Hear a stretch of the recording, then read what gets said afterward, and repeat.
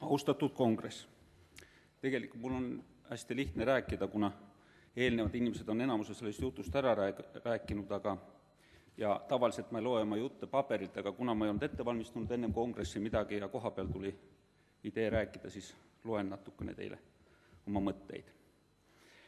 Kõik spordialad ei mahu olümpiamängudele. Olümpiakomitee reeglite järgi on 33–35 spordiala, mis sinna mahuvad, teised ei mahu. Aga see ei tähenda ju seda, et olümpiamängudel mitteosalevad alad pole väärt võrdset suhtumist otsustajate poolt. Ja olümpiamängudel mitteesindatud spordialad ja nende liidud tegelevad sellega, mida nad kõige paremini oskavad, ja teevad tegelikult sama tööd, mida teevad need liidud, mida teevad olümpiaalade liidud. Spordialade mitmekülgsus on väärtus, mida ei tohi alahinnata.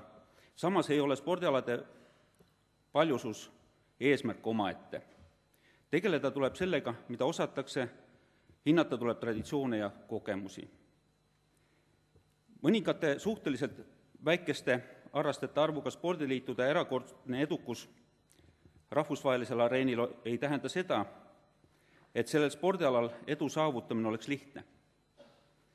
Kui see oleks nii, siis suuremad ja rikkamad riigid võidaks kõik, sest võimalused spordibaaside ja rahaliste vahendite näol on palju suuremad kui Eestis.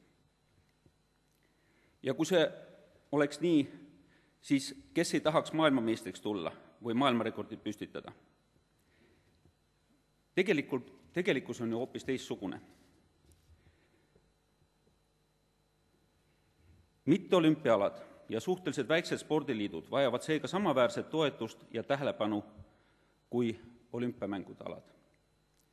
Tähelepanu poolelt vaadatuna tuleks esile tõsta meediat.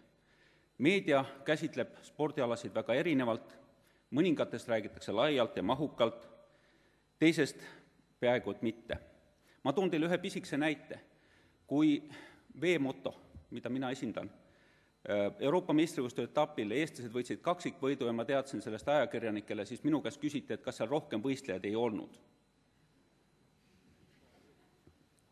On selge, et spordiala rahastamine, kui see on kehva, siis tulemus ei tule, ja kui meedia ei kajasta spordiala, siis sinna ei tule ka uusi noori ega harrastajaid.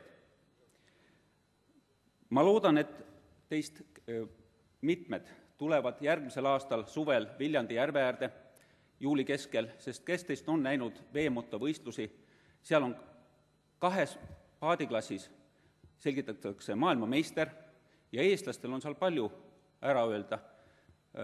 Ühes paadiklassis on meil ette näidata eelmise aasta maailmameister ja teises selle aasta maailmameistrivõistluste hõbemedali omanik ja 4. koht. Nii et tere tulemast sinna. Ma tänan.